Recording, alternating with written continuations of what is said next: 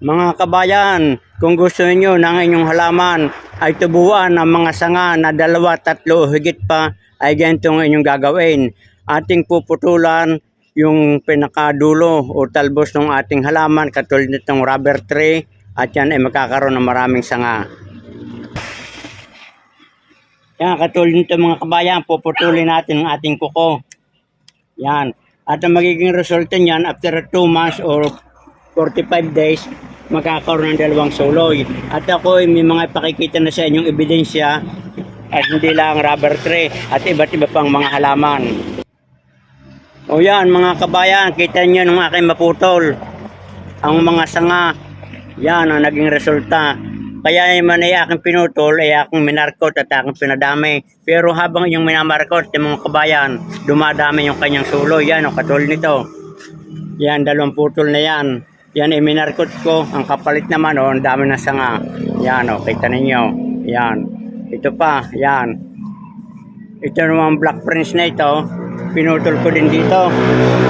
Ay kita nyo ang kapalit, 2 sanga ng kagaganda. Ayan.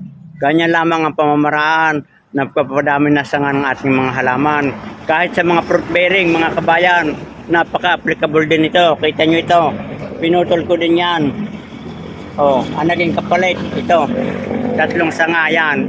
1, 2, yan. At ito yung isa, 3. So yan mga kabayan, ganyan lamang ang pagpaparami na sanga ng ating mga halaman. Habang bata pa, putulan na natin. At ito pa mga kabayan, kita nyo yan, rubber tree yan. Nung maputulan ko yung gitna, naging doble yung kanyang suloy. Yan ang kanyang sanga. At ito naman yung aking dwarfs na adenyum. Kita ninyo mga kabayan, pinagputulan ko yan. Ngayon, ang naging kapalit, 3 suloy. So yan, ganyan lang mga kabayan. Huwag lang yung puputulan yung palmera. Hindi katulad yan ng mga fruit bearing o mga halamang ito. Narito pa ang isa mga kabayan. Ito yung aking dwarfs na ilang-ilang. Kita ninyo. Nung maputulan ko at aking minarkot at ang iba itinanim ko ng cutting, ay kita nyo, sumuloy na siya. After 45 days, yan ang kapalit. Ilan yung sangang yan? Marami. Yan, ito pa. Yan, yan pa o, nagsuloy din sa baba. Ayan. Kita ninyo. Ganyan lamang ang pamamaraan ng pagpapadami ng sanga ng ating mga tanim na halaman.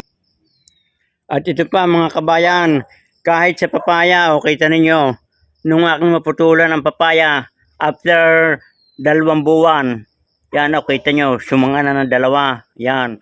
Ay di ngayon yan, ipag namungay, 2 na ang kanyang bubong sanga, yan. Ganyan lang mga kabayan.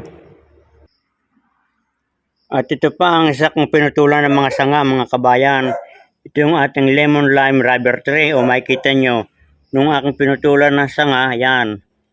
At aking minarkot at pinadami, yan man ang kapalit. Anong dami ng kanyang mga tumubong mga sanga. So yan, ganyan lang mga kabayan. Huwag kayong manghihinayang at ang kapalit naman, maraming sanga, mas dadami. Yan, ang mga pumalit na sanga, mga kabayan, tumubo. Talagang kahit magulang na halaman o fruit bearing, putulan nyo na sanga at pilit siya mag-i-sprout o tutubo yung kanyang mga dahon. Yan o, kita ninyo, ang dami.